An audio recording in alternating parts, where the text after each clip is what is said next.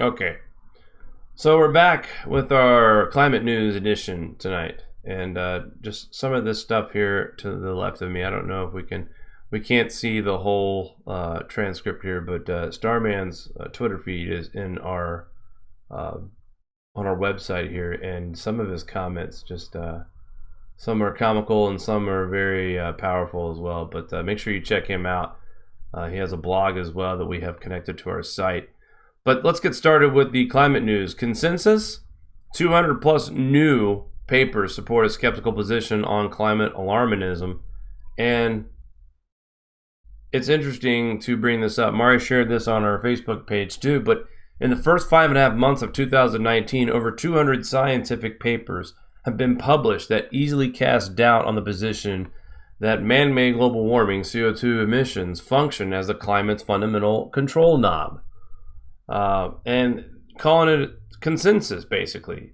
But here are 4 points that which question climate alarm. More specifically, the papers in this compilation support these 4 main skeptical positions categorized here in 1 through N4, which question climate alarm. And they give off examples here, such as the warming, sea levels, glacier and ice retreat, hurricane and drought intensities experienced during the modern era are neither unprecedented or remarkable, nor do they fall outside the range of natural variability. And then it goes on to things that it can't get behind, which A1 is talking about the CO2 emissions, the A2, the modern warming, glacier and sea ice recession, sea level rise, drought and hurricanes intensities, are all occurring at unprecedentedly high and rapid rates, and that the effects are globally synchronous, not just regional, which is true at this point.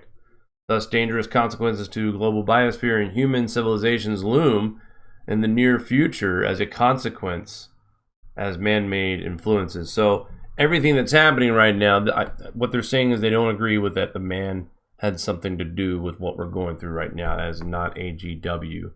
But again, why are we so gung-ho about what we do here at this channel? And it's right here. 200 plus new papers, peer-reviewed papers that have come out.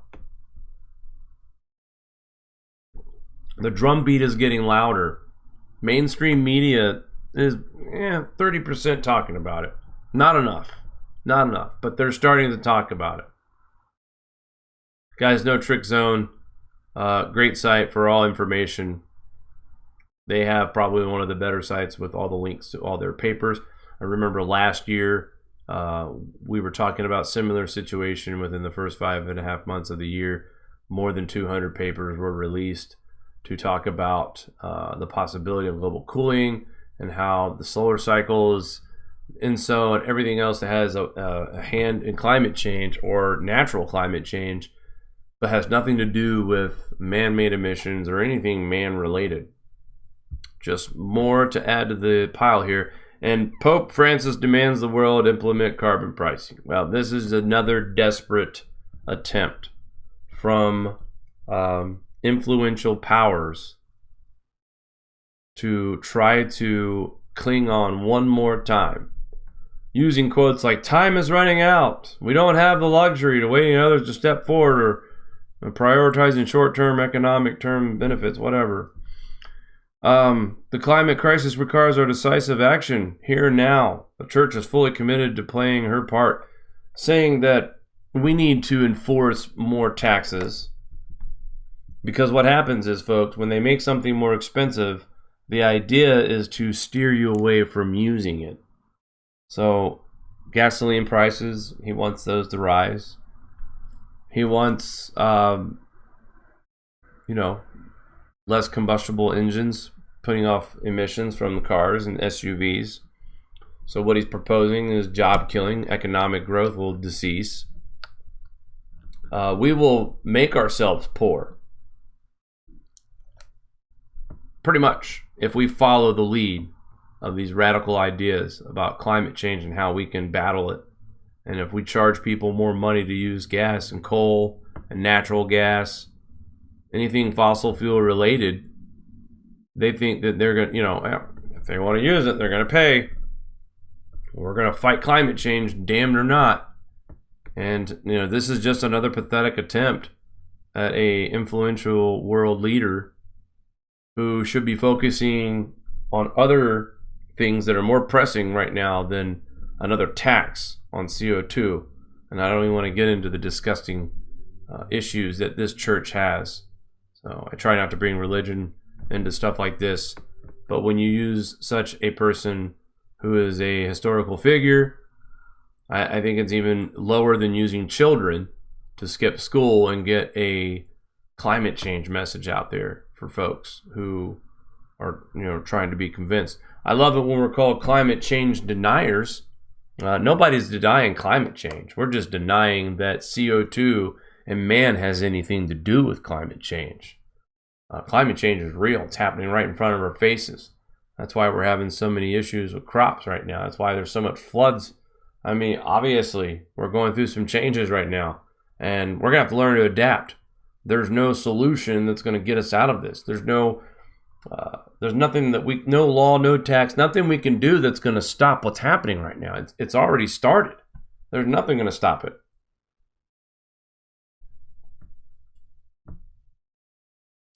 This is the article, updated NASA global warming not causing any polar ice retreat. I'll read a little bit from this. Updated from NASA satellite instruments reveal that Earth's polar ice caps have not receded at all since the satellite instruments began measuring an ice cap since 1979. So what this is saying right off the bat is that, yes, we see ice growth and we see ice melt. But when you look at the overall picture, we haven't had gain or loss. But it's saying here it's not receded at all, according to the measurements from 1979 to present. Let's read here. Since the end of 2012, moreover, total polar ice extent has largely remained above the post-1979 average. The updated data contradicted one of the most frequently asserted global warming claims, that global warming is causing the polar ice caps to recede. And this article is stating right away that there is nothing that has happened. Now, this is an old article. Now, this came out in May 19th of 2015. This was right before we started, we got a peak temperature of 0.88 above baseline in 2016. But this was an article here that got Mr. Jim Cantori's attention and gave us a like on this on Twitter. But I find it interesting that a well-known meteorologist, very respected in his line of work, is acknowledging that the polar ice caps have not receded at all. It brings up the fact that Gore even predicted the Arctic ice cap could completely disappear by 2014. In late 2012, however, polar ice dramatically rebounded and quickly surpassed the post-1979 average. Ever since, the polar ice caps have been at a greater average extent than the post-1979 mean. So, again, this could be an innuendo. He might have accidentally did it. I don't know. But I think it's more of a read between the lines. That these meteorologists, we have a fellow from NOAA who is also following us on Facebook and posting in our group. So you have a NOAA scientist and a Weather Channel meteorologist, a very well respected, I might add, both acknowledging a group here that believes in solar cycles influencing our climate. And we talked about earlier this year where weather.com is an IBM company. They've hired a research group to come up with their forecast for the winter. They were dead on all winter long. The regions they predicted to be cooler were actually colder. They predicted the warm spots correctly. And the reason why the cold was predicted back in December and January was because this IBM research company, and I did a video about this too, I pointed out, but they came out and said it, where we are in the solar minimum is another reason why we are experiencing cold weather. This was back in December, January, so this was the first real exposure and disclosure of solar activity correlating with the Earth's climate. So we'll leave this link on our website. And here's something we don't normally cover because, sports isn't really our thing. But when I saw this, I had to act, being the facts guy that I am and the baseball fan that I am. Nationals announcer says global warming may be leading to record home run pace. Washington Nationals play-by-play announcer FP Santiago on Tuesday argued during a broadcast that global warming is contributing to a considerable rise in home runs across the Major League Baseball season. I think the bats plus the balls plus launch angles plus pitchers throwing hard plus global warming is why there are so many home runs. I mean, come on. Good grief. I can't even watch sports now without being fed disinfo. I mean, this is sad. This guy's a baseball announcer. Let's just stick to baseball. Really. And it's unfair to say that global warming is causing all these home runs. Because I remember when Mark McGwire and Barry Bonds and Sammy Sosa were blasting 60 home runs a season in like a weird short term. And something happened with the baseball. I don't know what it was, but maybe baseball was trying to get themselves popular again and was corking some bats or whatever. But here's what I found funny. This announcer, who knows nothing about, by the way, he played for the Expos, Giants, and Dodgers and Oakland Athletics. He hit a total of 21 home runs during his career. It doesn't give me a year and time. I wish it did, because then I could tell you exactly. Now, for the season, there's been 2279 home runs hit through June 7th. This is on pace to break their season record in 2017 of 6105 home runs. But then it gets better. I find this article on, let's see, what's the website? Phys.org. They did a little piece here about why did home run stats surge in baseball? Statistics provide twist on hot topic. Now, what is it? I'll tell you what it was, guys. They tested balls, they tested bats, the drag. But after all the tests on the baseballs and the bats and the angles, guess what the number one reason was for more home runs? Worse pitching. You don't believe me? Okay. Let me show you the numbers. This is my favorite part, showing the numbers. Here's a league year-by-year pitching stat.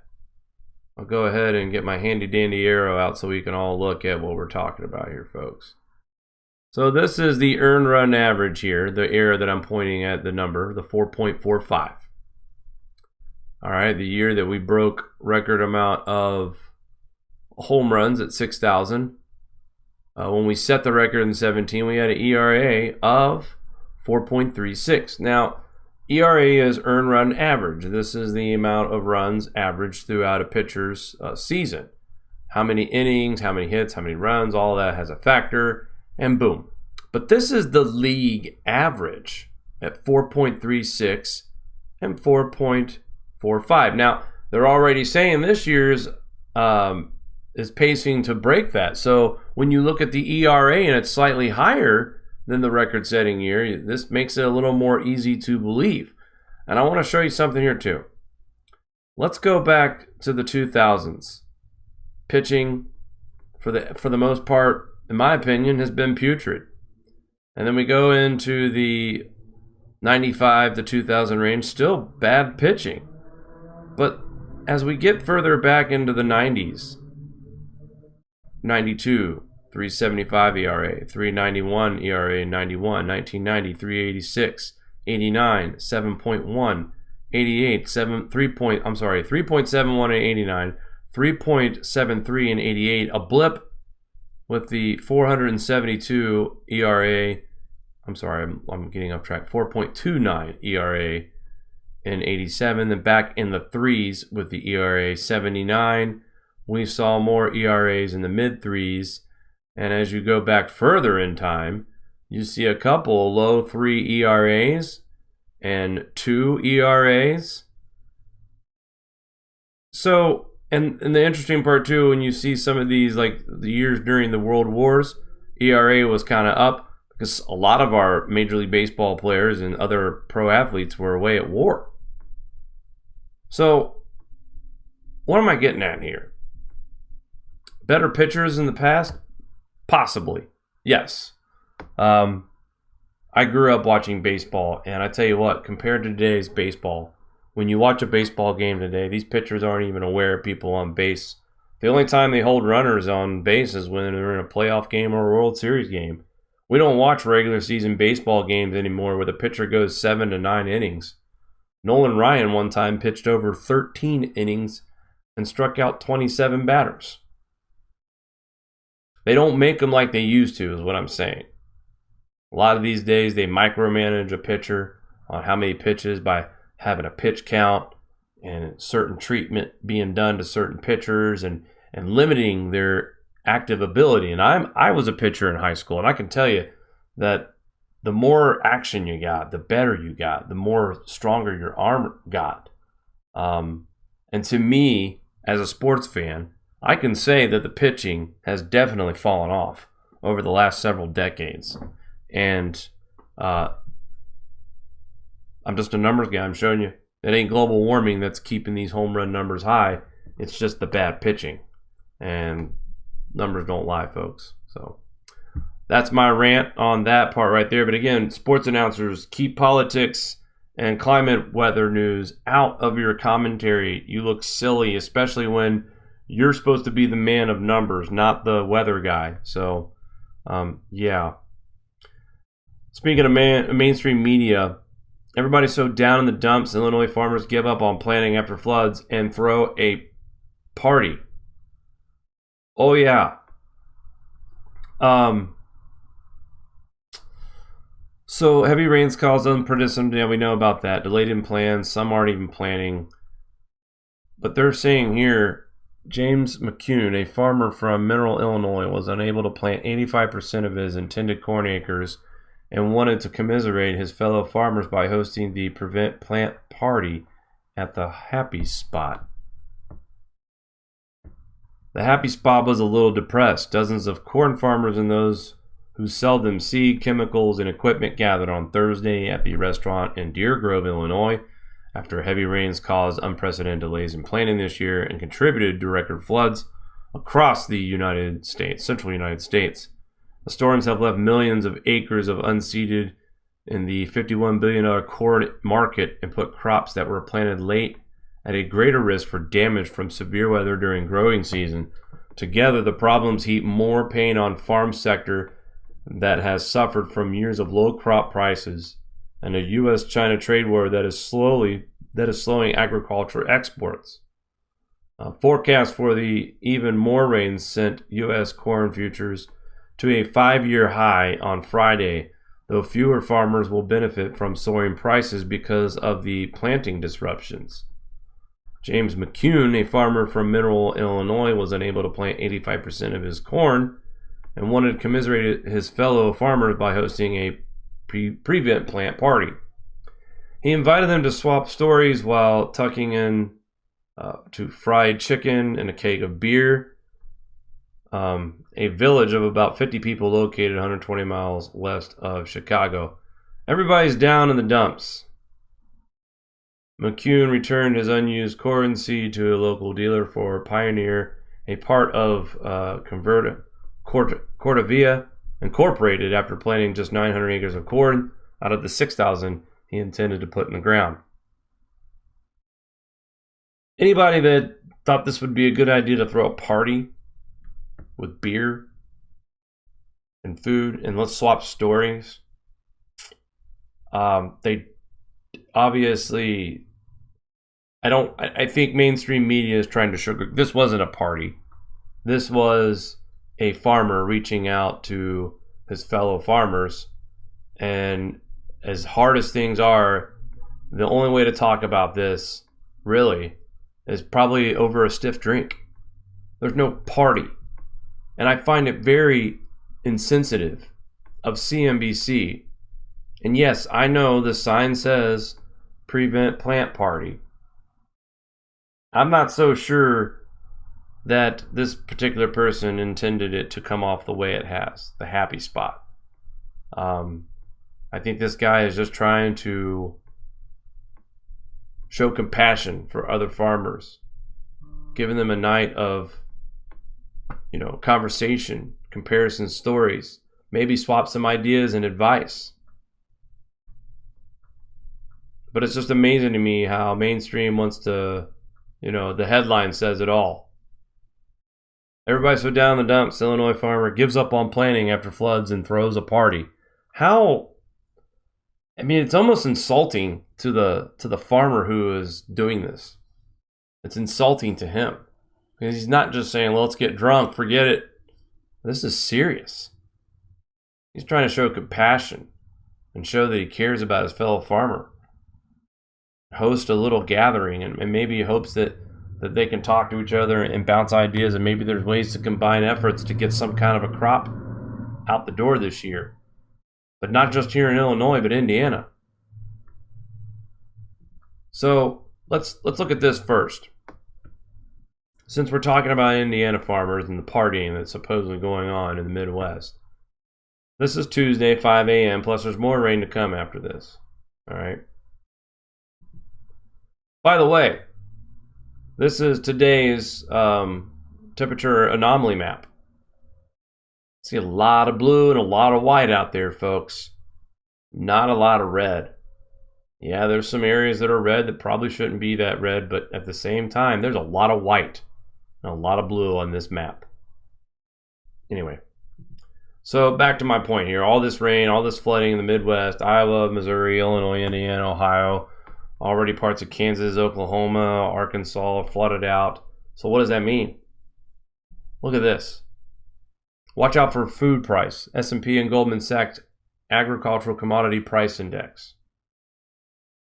They are looking at a increase in the first week of fall.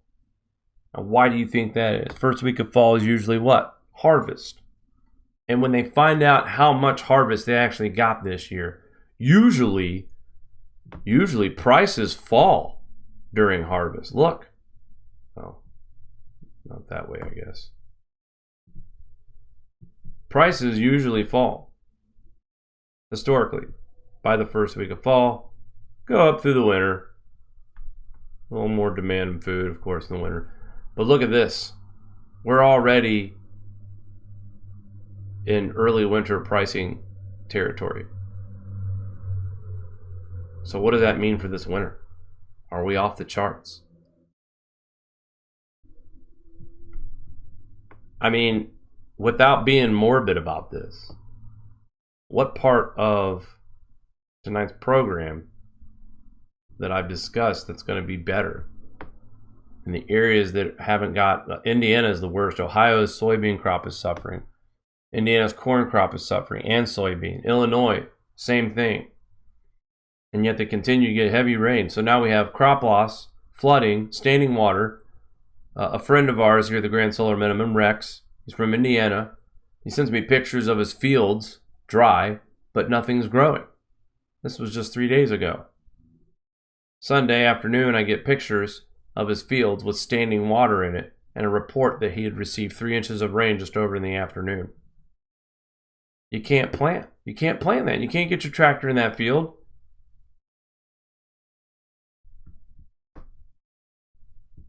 I'm concerned when I see graphs like this that we're seeing off the chart food prices. So far in the first part of summer, we've seen some pretty average. We started off slightly higher, but here they've kind of come to terms over the last couple of weeks. And now we're possibly looking at a serious price hike in our food by the fall season. And how bad is it going to be this winter and going into 2020 as the weather continues to possibly get even worse as forecasted with this upcoming solar cycle. And let me tell you something. If solar activity, so far I'm convinced from what I've seen over the last 3 years and how things have quickly went downhill, and just to know how much lower the solar activity is actually going to be. I mean, look at right now, we're talking about, what, almost 30 days without a sunspot right now. And we're having record numbers of tornadoes and seeing images like, you know, red sprites from space and noctilucent clouds that are in record display this year. But the biggest thing is this right here. The sun's been blank for 29 days and it doesn't look like it's going to give up anytime soon. So as we continue to get towards the beginning of solar cycle 25, which is predicted to be super low than what originally thought, and they keep saying this is just the beginning. Time to wake up now. It's here. There's no more talking about what we can do to prep for. We got to get an action plan now.